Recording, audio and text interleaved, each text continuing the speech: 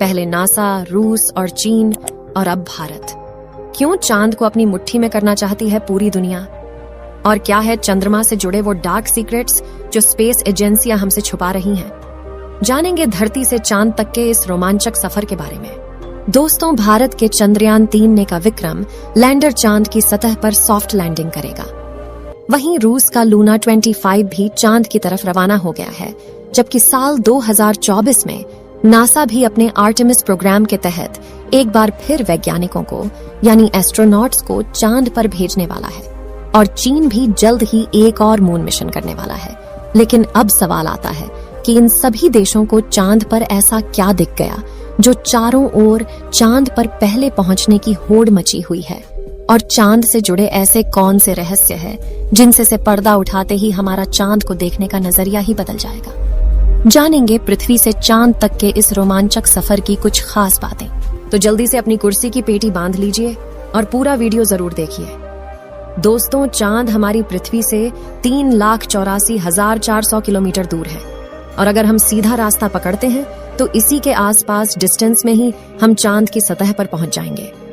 जबकि भारत के चंद्रयान 3 के रास्ते से हमें चांद पर पहुंचने में 42 दिन लगेंगे, क्योंकि चंद्रयान 3 ने चंद्रमा की तरफ जाने का अंडाकार रास्ता चुना है, जिसमें वो पहले पृथ्वी के चक्कर लगाकर चांद की ओर एक लंबे रूट से बढ़ेगा और फिर चांद के चक्कर लगाकर लैंडिंग करेगा।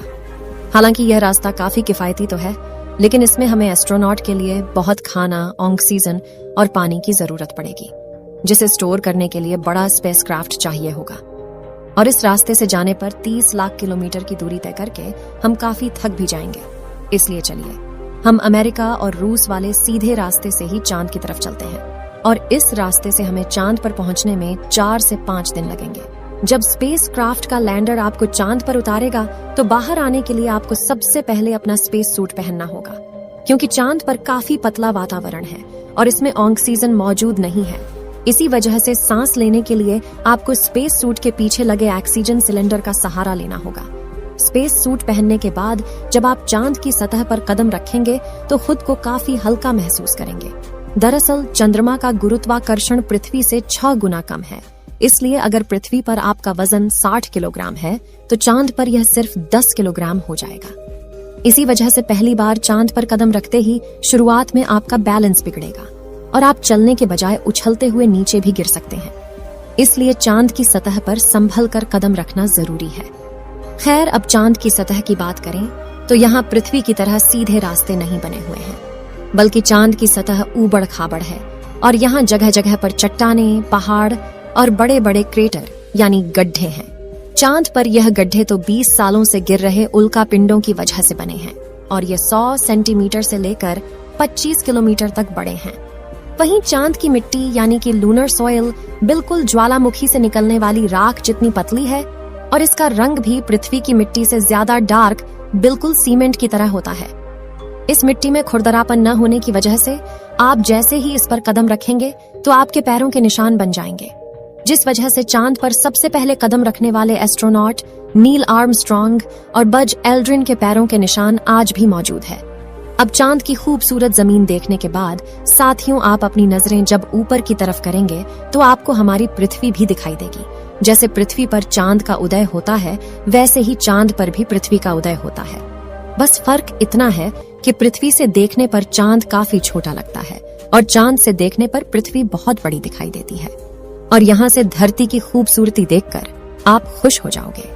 अब अगर आप चांद के उत्तरी ध्रुव पर लैंड करोगे तो आपको अपने आसपास भूतकाल में फैले हुए स्पेस मिशन के स्पेसक्राफ्ट और सैटेलाइट के टुकड़ों के साथ प्लास्टिक बैग में भरा हुआ कूड़ा भी दिखेगा। ये कूड़ा नासा के उन 12 एस्ट्रोनॉट्स ने फेंका है जो चांद पर जा पाए। दरअसल इन बैग्स में इनका मलमूत्र और खाने के रैपर्स और बिस्किट है।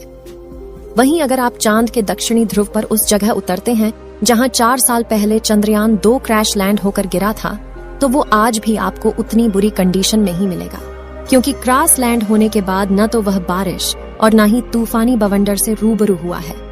इसलिए अगर आप उसे अपने स्पेस क्राफ्ट में फिट करके पृथ्वी पर वापस ले आए तो उसे ठीक करके वापस भेजा जा सकता है। दोस्तों, आप यह तो जानते ही होंगे कि स्पेस के सभी ऑब्जेक्ट्स पर अचानक उल्का पिंडों की बारिश हो जाती है। यह तो अच्छा है कि पृथ्वी की मैग्नेटिक फील्ड इन उल्का पिंडों को या तो साइड में धकेल देती है या फिर ग्रेविटी और एटमॉस्फेयर इसे धरती तक पहुंचने के पहले ही जलाकर राख कर देते हैं। लेकिन चांद की मैग्नेटिक फील्ड पृथ्वी के मुकाबले काफी कमजोर है। इसकी ग्रेविटी भी कम है और यहाँ घना वातावरण भी मौजूद नहीं है। इसी वजह से चांद पर लगातार उल्का पिंडों की बारिश होती रहती है। ऐसे में कोई भी उल्का पिंड गिरकर आपको पल भर में मौत के घाट उतार सकता है। इसलिए आपको उल्का पिंडों पर नजर लगाए बैठे कमांड सेंटर के वैज्ञानिकों से लगातार संपर्क बनाए रखना होगा। अब अगर आप सोच रहे हैं कि आप अपने किसी दोस्त या फिर लाइफ पार्टनर को चांद पर साथ लेकर जाकर गप्पे लड़ाते हुए अपने मून मिशन पर काम करें, तो आपको बता दें कि ऐसा मुमकिन नहीं है, क्योंकि चांद पर वातावरण न होने की वजह से साउंड वेव चल नहीं पाते। यानी कि अगर आप अपने साथी को कुछ बोलेंगे तो वह आपके होंठ हिलते हुए तो देखेगा, लेकिन आपकी आवाज नहीं सुन पाएगा। इतना ही नहीं, चांद पर आपको अपनी आवाज तक नहीं सुनाई देगी, मानो जैसे मोबाइल की तरह किसी ने आपको भी साइलेंट मोड पर डाल दिया है। हालांकि एस्ट्रोनॉट चांद पर एक दृश्य स्पेस सूट पहनते हैं जिसमें साउंड पुश करवाने के लिए नाइट्रोजन और ऑक्सीजन की मदद से कृत्रिम वायुमंडल बनाया जाता है। साथ ही इन्हें एक माइक्रोफोन वाली हेडफोन पहनाई जाती है जिसके जरिए यह अपने साथी और कमांड सेंटर की आवाज सुन सके और जवाब भी दे सके।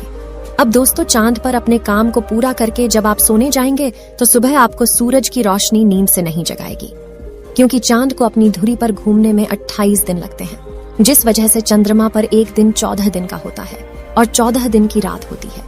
यानी कि वहां का एक दिन पृथ्वी के 28 दिन के बराबर होता है। हम चांद का सिर्फ एक हिस्सा आज तक देख पाए हैं, और अगर आप चांद के पिछले हिस्से के अंधेरे वाले इलाके पर पहुंच गए तो आपके साथ काफी खौफनाक चीजें हो सकती हैं।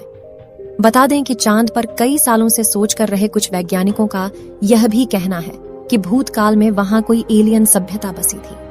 चंद्रयान 1 ने चांद की सतह पर वाटर आइस और हाइड्रोप्लस के रूप में पानी की खोज की है, जो इंसानों के जीवन के लिए काफी जरूरी है। इसके अलावा अंतरिक्ष में चांद ही पृथ्वी के सबसे करीब है, इसलिए भविष्य में वहां जाकर बसना हमारे लिए काफी किफायती साबित होगा। वहीं यहाँ पर हम एक और स्टेशन भी बना सकते हैं। इन्हीं कारणों की वजह से सभी स्पेस एजेंसी चांद में सबसे ज्यादा दिलचस्पी दिखाती है। तो दोस्तों, अगर भविष्य में मौका मिले तो क्या आप चांद पर जाकर बसना चाहेंगे? अपनी राय कमेंट में जरूर बताएं। आज के लिए इतना ही। आपकी आखिरी जिम्मेदारी इस वीडियो को लाइक करके शेयर करने की है। इसे ज्यादा से ज्यादा मित्रों तक शेयर करें ताकि उन्हें भी जानकारी मिल सके। और भी ऐसी ही नॉलेजेबल वीडियो के लिए अपने भरोसेमंद चैनल को सब्सक्राइब जरूर करें और बेल आइकन को ऑल पर सिलेक्ट करना बिल्कुल ना भूलें।